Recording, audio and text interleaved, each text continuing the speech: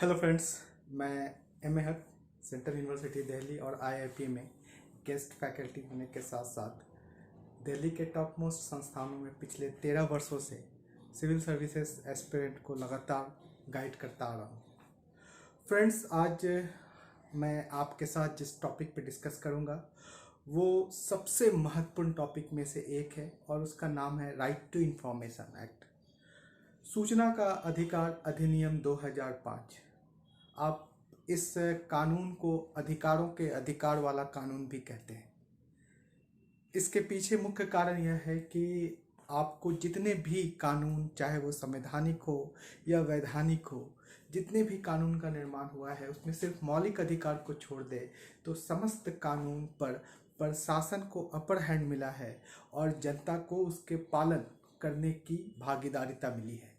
अगर जनता उस कानून का पालन नहीं करती है तो प्रशासन जनता के ऊपर फाइन लगा सकता है, लेकिन यह एकमात्र ऐसा कानून है जिसमें कि जनता को प्रशासन के ऊपर वरीयता प्रदान किया गया है। और अगर प्रशासन ने जनता के द्वारा मांगे गए सूचना को सही से उपलब्ध नहीं कराया तो ऐसे स्थिति में प्रशासन या सरकारी संस्थाओं के ऊपर फाइन का प्रावधान है। तो आइए हम विस्तार से इस कानून को जानें। और ये कानून जानना हर भारतीय के लिए अत्यधिक महत्वपूर्ण है, क्योंकि इसके माध्यम से आप प्रशासन या सरकार के ऊपर कुछ नियंत्रण स्थापित कर सकते हैं और अपने कार्यों के बारे में जानकारी प्राप्त कर सकते हैं। तो सबसे पहले मैं आपको ये बता दूं कि मैंने हॉक स्टडी सर्किल का निर्माण किया है, जो कि ऑनलाइन प्लेटफॉर्म है जिसमें जूम के थ्रू हम आपको सिविल सर्विसेज एग्जामिनेशन के प्रिपरेशन करवाते हैं। इसमें हमारा जो नया बैच है वो 10 जनवरी से स्टार्ट होगा, जो प्रीलिम्स के पॉइंट ऑफ व्यू से होगा, आईएएस के पीटी के पॉइंट ऑफ व्यू से होगा, जिसमें हम बीपीएससी, यूपीएससी, यूपीपीएससी, जेपीएससी के प्रीलिम्स एग्जामिनेशन को फोकस करते हुए आगे बढ़ेंगे। इसमें हमने एक नया शेड्यूल रखा है कि हर स्टूडेंट्स के कुछ वीकर सेक्शंस होते हैं, 3-4 वीकर सेक्शन होते हैं। तो आप मेरे इस प्लेटफॉर्म में अपने वीकर सेक्शन के साथ जुड़ सकते हैं। अगर किसी के हिस्ट्री, ज्योग्राफी या पॉलिटी में वीकर सेक्शन है तो आप केवल उतना ही क्लास ले सकते हैं। अगर किसी का सी सेट बहुत कमज़ोर है तो ऐसे स्थिति में आप केवल सी सेट का क्लास ही ले सकते हैं, बाकी के लेने की आवश्यकता नहीं है। आइए हम आगे बढ़ते हैं कि सूचना का अधिकार होता क्या है। तो सूचना का अधिकार का सामान्य अर्थ यह है कि जो भी सरकार जनता के लिए जिस प्रकार के कार्य करती है उसकी जानकारी जनता को उपलब्ध होनी चाहिए, कि उसके कार्य कितने समय में, किसके द्वारा, कितने धन में, कहाँ पर, किस प्रकार से किए जा रहे हैं, ये समस्त जानकारी जनता को उपलब्ध कराए सरकार। सूचना के अधिकार के तहत विश्व में जो पहला प्रयास हुआ वो पहला प्रयास हुआ स्वीडन में, और स्वीडन की सरकार ने 1766 में अपने नागरिकों को यह अधिकार दिया कि वो सरकार के द्वारा की जाने वाले समस्त कार्यों की जानकारी प्राप्त कर सके। सेकेंड वर्ल्ड वॉर के बाद अगर हम देखें कि यूनाइटेड नेशन ऑर्गेनाइजेशन ने भी अपनी प्रस्तावना में इस बात का उल्लेख किया कि सूचना का अधिकार जनता को प्राप्त होने चाहिए, और बहुत सारे देशों ने इस पर अपना एग्री किए, परंतु वास्तविक रूप से वैश्विक स्तर पर सूचना का अधिकार शीत युद्ध की समाप्ति के बाद यानी 1990 के बाद ही प्रत्येक देश में लागू हो रहे हैं।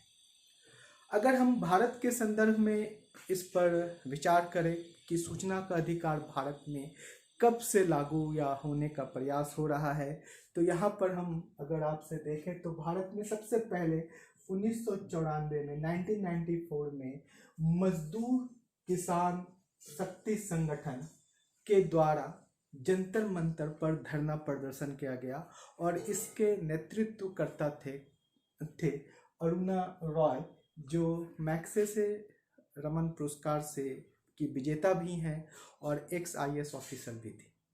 सरकार ने उनसे कहा कि हम जल्द ही कुछ प्रावधान लाएंगे, और ये धरना प्रदर्शन समाप्त हो गया, लेकिन कोई कानून नहीं आया इस संदर्भ में। भारत में सूचना के कानून के संदर्भ में पहला कानून 1996 में तमिलनाडु और कर्नाटक में इसका प्रारंभ किया गया। मुख्य रूप से तमिलनाडु और कर्नाटक में सूचना का अधिकार वहाँ के निवासियों के लिए भूमि से संबंधित समस्त जानकारियों को उपलब्ध कराने के लिए किए गए। जब तमिलनाडु और कर्नाटक में सूचना का अधिकार वहाँ के निवासियों को प्राप्त हुआ तो इस संदर्भ में 1997 जस्ट अगले साल अन्ना हजारे का आंदोलन हुआ मुंबई के आज़ाद मैदान पे, और यह आंदोलन लगभग 6 वर्ष तक चला। इस आंदोलन के बाद महाराष्ट्र की सरकार ने 2003 में एक कानून पारित किया जिसका नाम था MRTI, M for Maharashtra, RTI यानी कि राइट टू इंफॉर्मेशन। यह कानून केवल महाराष्ट्र के राज्य तक ही लागू था, इसका पूरा विस्तार नहीं हुआ। इसी समय अटल बिहारी वाजपेयी की सरकार थी सेंटर में, और प्रधानमंत्री श्री अटल बिहारी वाजपेयी ने 2002 में एक कानून लाया जिस कानून का नाम था सूचना की स्वतंत्रता अधिनियम 2002।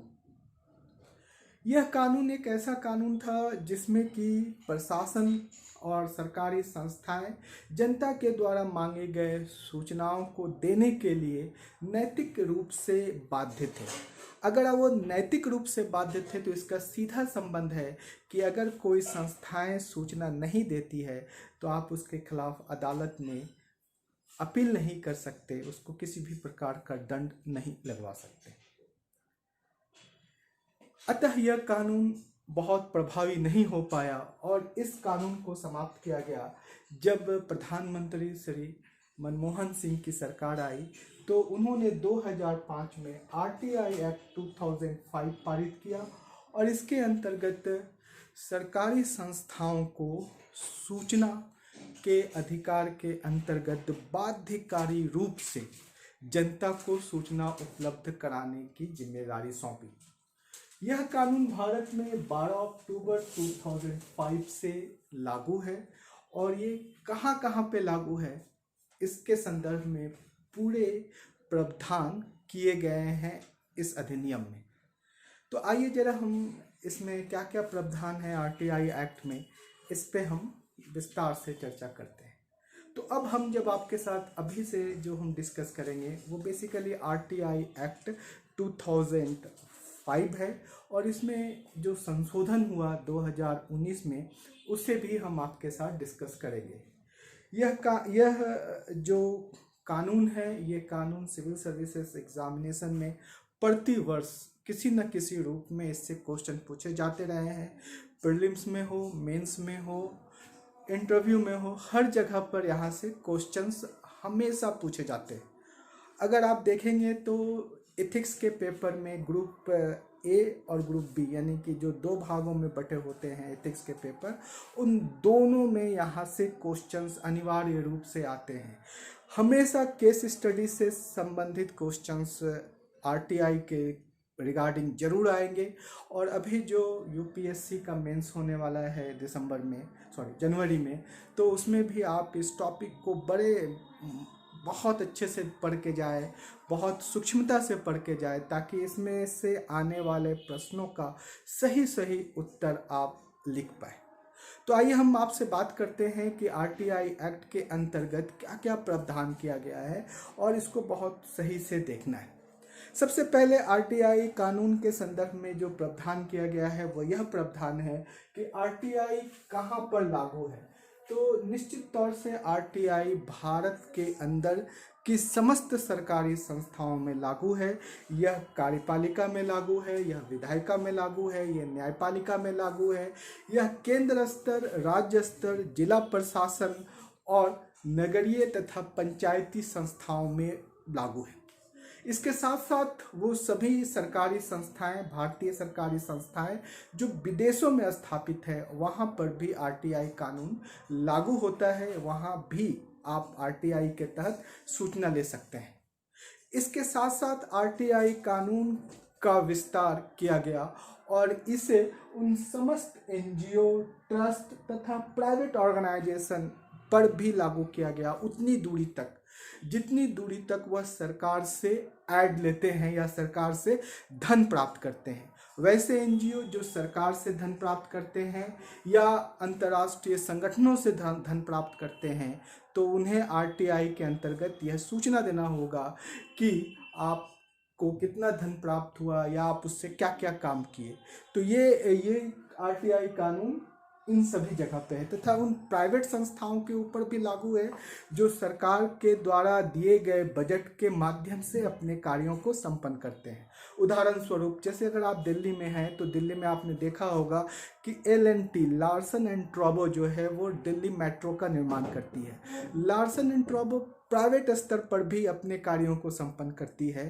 तो ऐसे स्थिति में जब अगर Larsen and Toubro Delhi metro का निर्माण कर रही होती है तो आप उसके संदर्भ में सूचना के अधिकार के तहत यह जानकारी प्राप्त कर सकते हैं कि वो किस तरह से काम कर रही है, कितना काम कर रही है और कब तक वो काम को समाप्त करेगी। तो ये प्राइवेट ऑर्गेनाइजेशन में भी है, ट्रस्ट में भी है, एनजीओ में भी लागू है, जहाँ से सरकारी धन से कार्य संपन्न होते हैं। अब इसमें यह कहा गया कि क्या सूचना का अधिकार सभी लोगों को है? तब ऐसे में कहा गया कि सूचना का अधिकार केवल भारतीय नागरिक को है, यानी नागरिक की आयु सीमा, जेंडर, इसका कोई मतलब नहीं है। कोई भी भारतीय है उसको सूचना के अधिकार के तहत वह सरकारी संस्थाओं से सूचना प्राप्त कर सकता है। इसके साथ साथ जो हमारे NRI हैं, नॉन रेसिडेंशियल इंडियन, जो कि भारत के नागरिक हैं और विदेशों में अभी रहते हैं कुछ समय से, उन्हें भी सूचना के अधिकार के तहत जानकारी प्राप्त करने का अधिकार होगा। साथ ही साथ भारतीय मूल के कुछ लोग हैं जो जिनके पूर्वज 1935 के अधिनियम के तहत भारत के नागरिक थे और अब वे पाकिस्तान, बांग्लादेश को छोड़ करके किसी अन्य देश में रह रहे हैं, तो उनको सीमित स्तर पर सूचना के अधिकार के तहत जानकारी उपलब्ध कराई जा सकती है, जैसे उनके आवागमन से संबंधित जानकारी या कुछ व्यापार से संबंधित जानकारी। तो ये है इसका दायरा, ये लोग हमारे यहाँ पे इसको कर सकते हैं। जैसे हमने कहा कि भारत के वर्तमान समय में सभी जगह पे, सभी राज्य में सूचना का अधिकार लागू है, लेकिन प्रारंभ में जम्मू एंड कश्मीर में यह लागू नहीं था। 2012 में Jammu and Kashmir RTI act लाया गया और उसके तहत जम्मू एंड कश्मीर में भी इसे लागू किया गया, इसीलिए अब समस्त भारत में यह कानून लागू है। अब आइए हम जरा बात करते हैं कि आप सूचना के अधिकार के तहत किस प्रकार से सूचना को प्राप्त करेंगे। तो बहुत सिंपल सा प्रक्रिया इसमें कहा गया है कि आप एक सफ़ेद कागज़ पर आवेदन करके सूचना का अधिकार प्राप्त कर सकते हैं। अगर आप किसी ऑफिस में जाते हैं और उस ऑफिस में पहले से फॉर्मेट बना हुआ है, तो उस फॉर्मेट को भर करके भी सूचना का आवेदन आप कर सकते हैं। वर्तमान समय में सरकार ने ऑनलाइन सूचना के लिए भी उपलब्ध है, ऑनलाइन सूचना की सुविधाएं भी उपलब्ध कराई है। इसके अंतर्गत आप कुछ नहीं करना है, नेट पे जाके सर्च करना है RTI एक्ट ऑनलाइन एप्लीकेशन। आप देखेंगे उसमें साइट खुलेगा, उसमें सारे इन्फॉर्मेशन आपको मिलेंगे, कहाँ कहाँ पे क्या भरना है। तो ऐसे स्थिति में आप बहुत सिंपल रूप से आवेदन करते हैं। आवेदन करते समय सिर्फ आपको ये जानकारी देना होता है कि आपको किस डिपार्टमेंट से कौन सी सूचना चाहिए, और साथ ही साथ आपका नाम और पता उसमें लिखना होता है। नाम और पता लिखने का अर्थ ये है कि सूचना आपको डाक के माध्यम से, पोस्ट के द्वारा उपलब्ध कराई जाएगी। इसके साथ साथ कोई भी व्यक्ति जो आवेदन करता है उसे एक शुल्क देना होता है, एक फीस देना होता है, और वो समान फीस है 10 रुपीज़ पर आवेदन। पर यदि कोई व्यक्ति बिलो पॉवर्टी लाइन है, यानी गरीबी रेखा से नीचे जी रहा है, तो उसे ये शुल्क नहीं देना होगा। इसके लिए उसे केवल अपने BPL का एक जेरॉक्स कॉपी देना है। जैसा अभी हमने कहा कि सूचना का अधिकार केवल भारत के नागरिकों को अधिकार है ये, इसीलिए आपको एक अपना ID यानी कि एक प्रमाण पत्र का जेरॉक्स देना होगा, जिसमें यह सिद्ध होता हो कि आप भारत के नागरिक हैं। कौन कौन से आप दे सकते हैं, जैसे आप वोटर आई कार्ड दे सकते हैं, ड्राइविंग लाइसेंस दे सकते हैं, पासपोर्ट दे सकते हैं। अगर स्कूल और कॉलेज में पढ़ते हैं तो वहाँ के आई कार्ड दे सकते हैं। तो एक आपको छाया प्रति देना होगा इसकी। इस प्रकार आप देखेंगे कि आप अपने सूचना के संदर्भ में चीज़ों को समाहित कर रखें। फ़ी के संदर्भ में दो बातें इसमें एक जानना ज़रूरी है कि जो 10 रुपये का फ़ी है वो आप डिमांड ड्राफ्ट के थ्रू या चालान के थ्रू या चेक के थ्रू आप इसको जमा कर सकते हैं। सूचना जब आप मांगते हैं तो आप सूचना दो तरह से मांग सकते हैं। एक आप पेपर में सूचना मांग सकते हैं, जो लिखित रिकॉर्ड होता है उसके पेपर में सूचना मांग सकते हैं। और दूसरा ये होता है कि आप कुछ ऐसे सूचनाएं जो सरकार के पास हैं, ऑडियो और वीडियो, तो आप उस ऑडियो और वीडियो में भी मांग सकते हैं। फ्रेंड्स, इस वीडियो को आप ध्यान से देखिए और साथ ही साथ इसको समझने का कोशिश कीजिए और अपने लोगों को, अपने मित्रों को, अपने परिवार के लोगों को भी इसको ज़रूर इसकी जानकारी दीजिए। मैं इसकी सूक्ष्मता के साथ आपको बताने का प्रयास कर रहा हूँ, इसलिए पूरा वीडियो देखिएगा। अगर आपको इसमें कोई डाउट्स होगा तो मुझे कमेंट बॉक्स में लिख करके बताइएगा। आपको कैसा लगा इसके संदर्भ में भी आप ज़रूर कमेंट दीजिएगा, ताकि मैं आगे और महत्वपूर्ण वीडियो को आपके साथ शेयर कर सकूं। जैसे अभी हमने आपको बताया कि आप सूचनाएं दो तरह से ले सकते हैं, या तो पेपर में ले सकते हैं या कैसेट या सीडी में ले सकते हैं। अगर आप पेपर और सीडी में लेते हैं तो ऐसे स्थिति में आपको शुल्क देना होगा, और ये एपीएल और बीपीएल दोनों को देना होगा। अगर आप पेज में लेते हैं तो प्रति पेज 2 रुपये, और अगर आप सीडी या कैसेट में लेते हैं तो प्रति सीडी आपको 50 रुपये अतिरिक्त शुल्क दे होंगे। तो ये है शुल्क देने का तरीका। अब आपने जब अपना एप्लीकेशन तैयार करके रख लिया तो ऐसे स्थिति में आरटीआई एक्ट यह बताता है कि इसमें 3 प्रकार के अधिकारी होते हैं। एक जिसको हम लोग सूचना अधिकारी कहते हैं। आप अपना आवेदन पत्र उस सूचना अधिकारी के समक्ष जमा करवाते हैं। सूचना अधिकारी कौन होगा? तो सरकार ने इस कानून में कहा कि प्रत्येक कार्यालय अपने यहाँ पर सूचना अधिकारी नियुक्त करेंगे, और अगर कोई कार्यालय इतना बड़ा नहीं है कि वो सूचना अधिकारी नियुक्त नहीं कर सकता, तो किसी भी संगठन में आप जाइएगा और उसमें जाके देखिएगा तो उसमें जो द्वितीय रैंक का अधिकारी होगा वही है सूचना अधिकारी।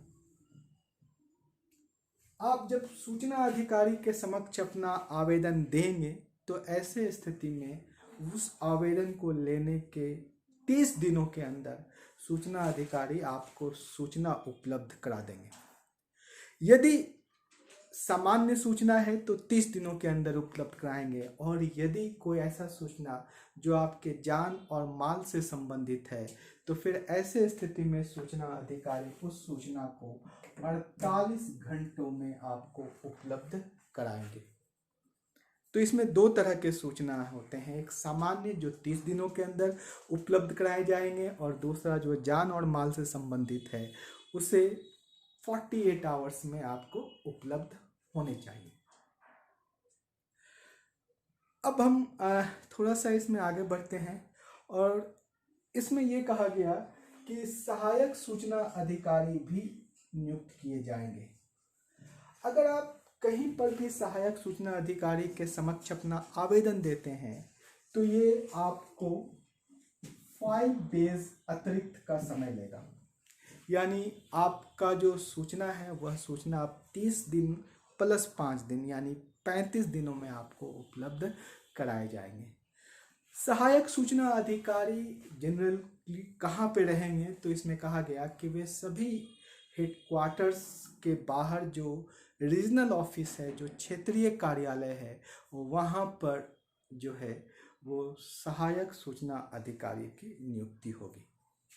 भारत सरकार ने अपने विभाग और मंत्रालय के सूचना को उपलब्ध कराने के लिए भारत के 669 जीपीओ जनरल पोस्ट ऑफिस में एक सहायक सूचना अधिकारी का काउंटर बनाया है। इसीलिए अगर आप तमिलनाडु में रहते हैं और आपको केंद्र सरकार का कोई सूचना चाहिए, स्वास्थ्य विभाग का कोई सूचना चाहिए, तो आपको दिल्ली आने की ज़रूरत नहीं है। आप अपने डिस्ट्रिक्ट में जाइए, वहाँ के जीपीओ में जो सहायक सूचना अधिकारी है उसके समक्ष अपना आवेदन दीजिए, वो 5 डे एक्स्ट्रा लेकर के आपको सूचना उपलब्ध करा देंगे। अब इसमें कहा गया कि इसमें जो तीसरा टाइप का अधिकारी होगा उसको हम लोग कहेंगे अपीलीय अधिकारी। अपीलीय अधिकारी के बारे में इस आरटीआई एक्ट में कहा गया कि हर कार्यालय अपने यहाँ अपीलीय अधिकारी को नियुक्त करेगा। अगर कोई कार्यालय बहुत छोटा है और वह अपीलीय अधिकारी नियुक्त नहीं कर सकता, तो ऐसे स्थिति में किसी भी कार्यालय का जो टॉप अधिकारी होता है वह अपने आप अपीलीय अधिकारी के रूप में कार्यरत होगा। अगर किसी भी आवेदनकर्ता को समय से सूचना नहीं मिली, सूचना देने से मना किया गया, आंशिक सूचना दिया गया, गलत सूचना दिया गया, तो ऐसे स्थिति में आप जिस दिन आपको सूचना मिला उससे 30 डेज के अंदर, 30 दिनों के अंदर आपको अपीलीय अधिकारी के समक्ष इसका शिकायत करना होगा। और जिस दिन आपने शिकायत कर दी उससे 30 दिनों के अंदर अपीलीय अधिकारी इसका निपटारा कर देंगे। इसे हम फर्स्ट अपील कहते हैं। अगर मान लीजिए कि आप इस फर्स्ट अपील से संतुष्ट नहीं हैं, तब ऐसे स्थिति में सूचना आयोग का कॉन्सेप्ट रखा गया है। और आरटीआई में कहा गया कि 2 तरह के आयोग होंगे, एक जिसको हम लोग CIC कहते हैं यानी केंद्रीय सूचना आयोग, और दूसरा जिसको हम लोग राज्य सूचना आयोग कहते हैं, SIC। अगर आपको अपीलीय अधिकारी केंद्र का व्यक्ति है तो आप केंद्रीय सूचना आयोग में उसकी शिकायत निःशुल्क कर सकते हैं, और अगर वो राज्य का अधिकारी है तो आप राज्य सूचना आयोग में उसकी सिफारिश कर सकते हैं। जिस दिन आपने शिकायत किया उससे 90 दिनों के अंदर, पहले 6 महीने था फिर 90 दिन हुए, 90 दिनों के अंदर वो आपका निपटारा करेंगे। तो ये 2 तरह के आयोग हैं। अब हम बात करते हैं कि केंद्रीय सूचना आयोग का क्या प्रावधान है। प्रारंभ में जब यह एक्ट बना तो इसे CIC को UPSC के समकक्ष रखा गया, यानी जितने अधिकार सदस्य अध्यक्ष UPSC में होते हैं उसी तरह से CIC में होंगे, यानी एक अध्यक्ष और कम से कम 10 सदस्य होंगे। इनका कार्यकाल 5 वर्ष या 65 वर्ष में से जो पहले पूरा हो जाए, और इन्हें संचित निधि से पेमेंट मिलता है। इसी तरह से राज्य सूचना आयोग के संदर्भ में कहा गया कि जिस राज्य में राज्य लोक सेवा आयोग में एक अध्यक्ष और जितने सदस्य होंगे उतने सदस्य उस राज्य के सूचना आयोग में होगा। फॉर एग्जाम्पल झारखंड की अगर बात करें तो यहाँ एक अध्यक्ष और 4 सदस्य राज्य लोक सेवा आयोग में होते हैं। तो इसी तरह से राज्य सूचना आयोग में भी एक अध्यक्ष और 4 सदस्य होंगे।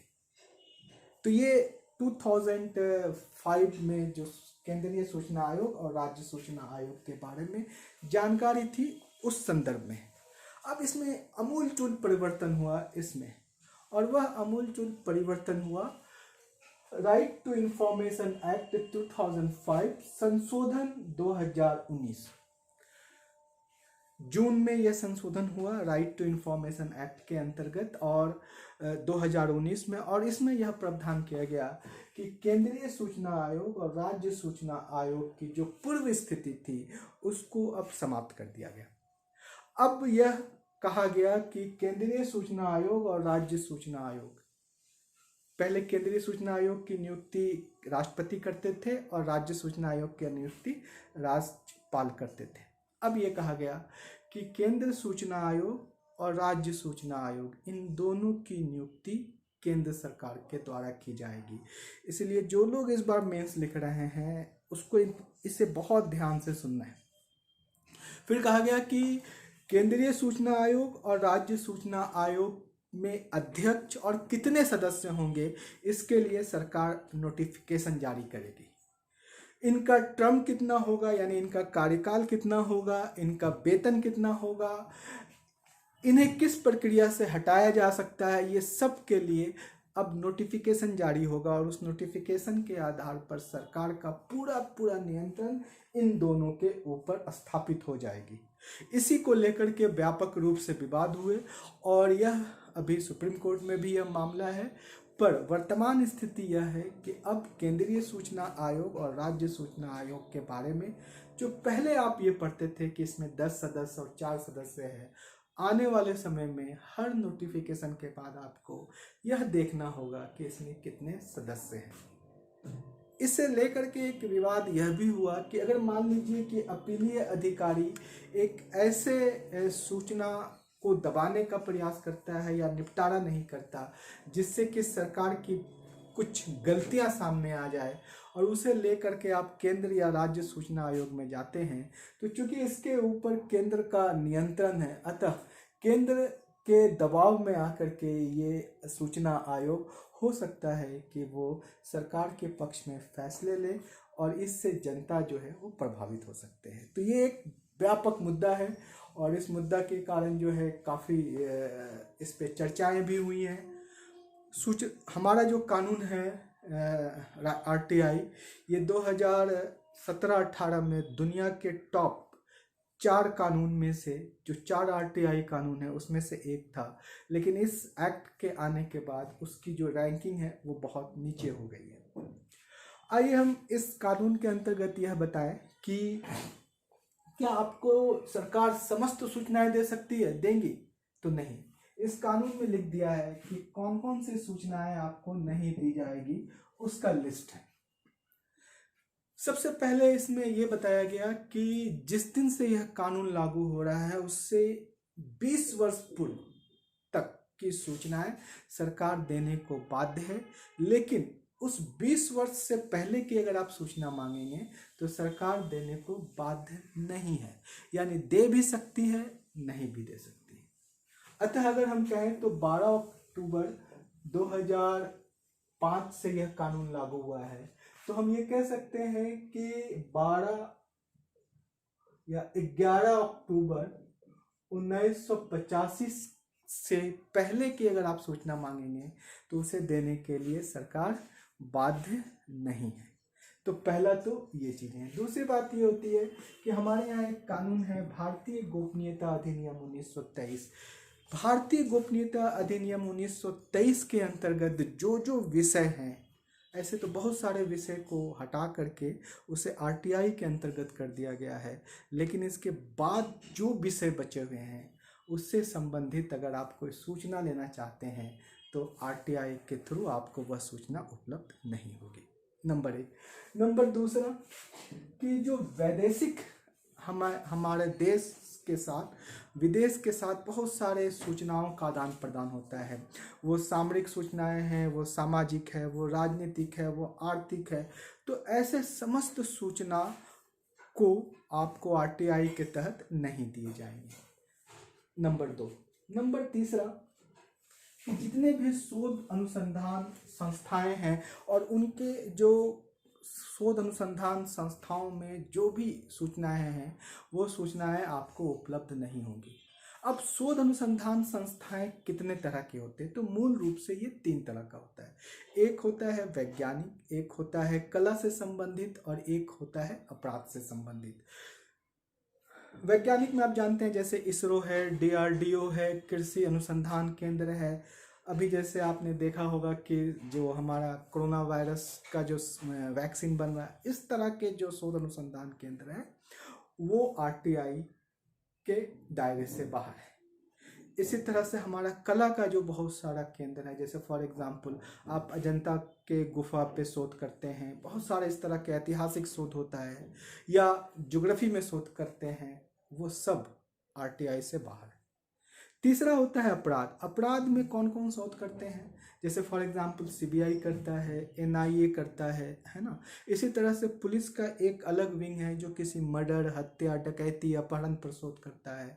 तो ये सभी आरटीआई से बाहर है, यानी इसमें आप आरटीआई लगा करके सूचना प्राप्त नहीं कर सकते। नेक्स्ट, जो हमारे सुरक्षा एजेंसियां हैं, सुरक्षा से संबंधित हमारे जो भी एजेंसियां हैं उसके क्या कार्य हैं, कैसे कार्य हैं, ये सब आरटीआई से बाहर है। आप प्रशासन की जानकारी ले सकते हैं लेकिन उसके जो मूवमेंट है उनकी जानकारी नहीं ले सकते। कौन कौन से हैं? सेना है, सेंट्रल पुलिस फोर्स है, इसी तरह से अर्धसैन्य है, बहुत सारे ऐसे जो संस्थाएं हैं जिसकी की जानकारी आरटीआई से बाहर है।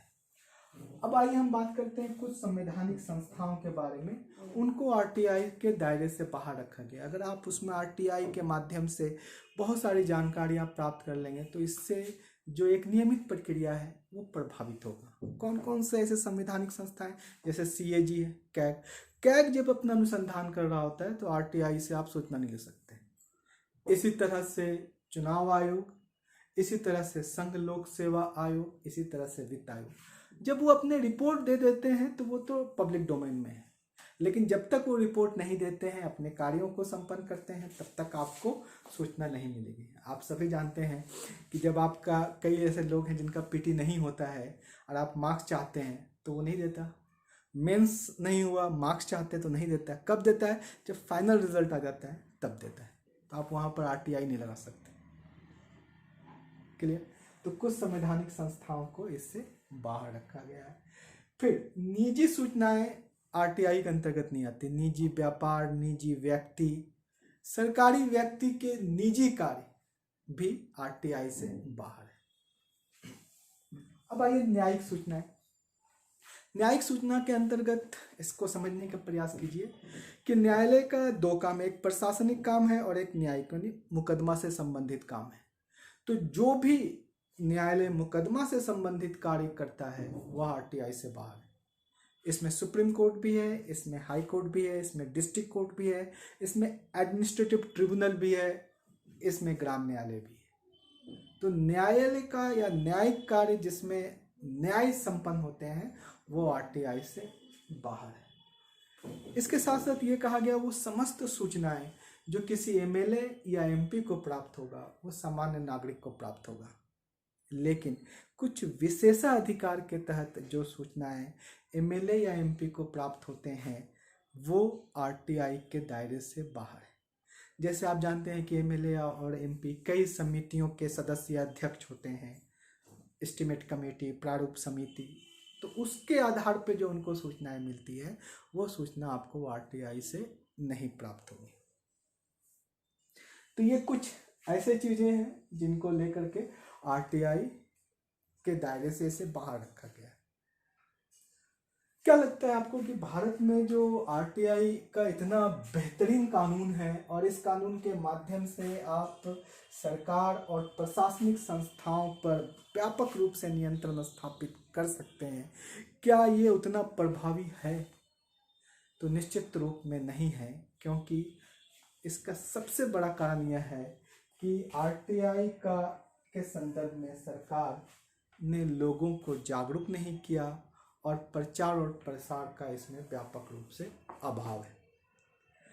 सिर्फ अगर हम जनता को ये बता दें कि एक ऐसा कानून है जिस कानून के माध्यम से आप प्रशासनिक अधिकारी के ऊपर फाइन लगा सकते हैं, तो ऐसे संदर्भ में आपको जनता जो है खुद इस कानून को लेकर के आगे बढ़ेगी।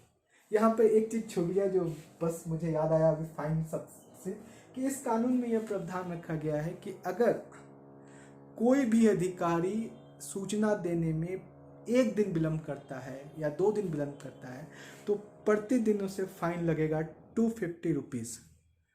और अगर गलत सूचना देता है, सूचना देने से मना कर देता है, आंशिक सूचना देता है, तो उसे 25,000 रुपये तक का फाइन लगेगा, जो उसके वेतन से कटेगा और तब तक कटता रहेगा जब तक वो फाइन पूरा नहीं हो जाता, और ये जाकर के जमा होगा राजस्व में, आपको नहीं मिलेगा। तो चलिए, अच्छा हुआ कि यहाँ से हमने आपको बताया कि हमारे यहाँ जागरूकता की कमी है। अगर सरकार चाहे तो इसको रेडियो टेलीविज़न में एवरीडे एक प्रचार करने के लिए संस्थाओं को बोल सकती है। बहुत सारे आपने देखा होगा रेलवे टिकट के पीछे जो है, रिजर्वेशन टिकट के पीछे अनावश्यक विवरण लिखा होता है। 4 लाइन में लिखते हैं कि आरटीआई एक ऐसा कानून है जिसमें आप सरकार से सूचना मांग सकते हैं और अगर सूचना नहीं दिया गया तो अधिकारी को दंड लगेगा। तो अब तक जनता के ऊपर जो अधिकारी लगातार दंड लगा रहे हैं, कम से कम जनता इसका एक तरह से आप कह सकते हैं इस अवसर का उपयोग करके अधिकारियों के ऊपर भी दंड लगाने के लिए सूचना मांग सकते हैं। तो इसका प्रचार और प्रसार नहीं हुआ है। दूसरा है कि प्रशासन का सहयोग है इसमें, क्योंकि प्रशासन नहीं चाहता ज़्यादातर अवसर पर कि वो जनता को अपने कार्यों की जानकारी दें। क्यों नहीं? इसलिए क्योंकि बहुत सारे अवसर पर वो कानून से अलग हट के भी कुछ काम करते हैं, अतः ये कारण है। ओके, तो दो बातें हैं। तीसरी बात ये कही गई कि इस कानून में जो आरटीआई कार्यकर्ता हैं उनकी बहुत हत्याएं हुई हैं। तो सूचना आयोग ने कहा कि आप ऐसे जो संवेदनशील इंफॉर्मेशन है वो अकेले मत मांगिए, 10, 15, 20 लोगों के माध्यम से मांगिए, 10, 15 जगह से मांगिए। इससे ये होगा कि जो गलत व्यक्ति हैं उसके ऊपर यह दबाव बनेगा कि केवल वो आपको प्रताड़ित नहीं कर सकता, इतने सारे लोग जब इसकी जानकारी ले रहे हैं तो निश्चित तौर से ये उजागर हो गया होगा। तो ये है आरटीआई से संबंधित कानून, बहुत बहुत इम्पॉर्टेंट है। जैसा हमने आपको पहले भी कहा कि अधिकारों के अधिकार वाला कानून है, इसीलिए हर किसी को यह जानना बहुत ज़रूरी है। अतः मैं आप सभी से अनुरोध करता हूं कि आप इस वीडियो को ज़्यादा से ज़्यादा लोगों से शेयर करें। आप सिविल सर्विसेज की तैयारी कर रहे हैं उनको भी इसके बारे में जानकारी दें, जो कॉमन मैन है उनको भी इसके बारे में जानकारी दें। हम अपने अगले वीडियो में आपके साथ शिक्षा का जो नई शिक्षा पॉलिसी आई है उस पर भी हम आपके साथ एक वीडियो बनाकर अभी डिस्कस करेंगे। ये हमारा जो कंटिन्यूटी है लगातार जारी रहेगा, क्योंकि आप जानते हैं कि प्रीलिम्स का एग्ज़ाम जल्द ही संपन्न होने वाला है। जून 21 में उसका डेट है, उसकी तैयारी करते रहना। हमारे जो सिविल सर्विसेज पीटी के पॉइंट ऑफ व्यू से जो बैच स्टार्ट 10 जनवरी से हो रहा है, आप उसमें अब जुड़ने का प्रयास कीजिए। अपने घर पे रहिए और घर पे रह करके ही सारे महत्वपूर्ण इन्फॉर्मेशन मार्गदर्शन को प्राप्त करें। आप इसके लिए हमें व्हाट्सएप पे या कॉल भी कर सकते हैं 7479790111 पर। तो मिलते हैं हम अगले वीडियो पे। धन्यवाद। जय हिंद।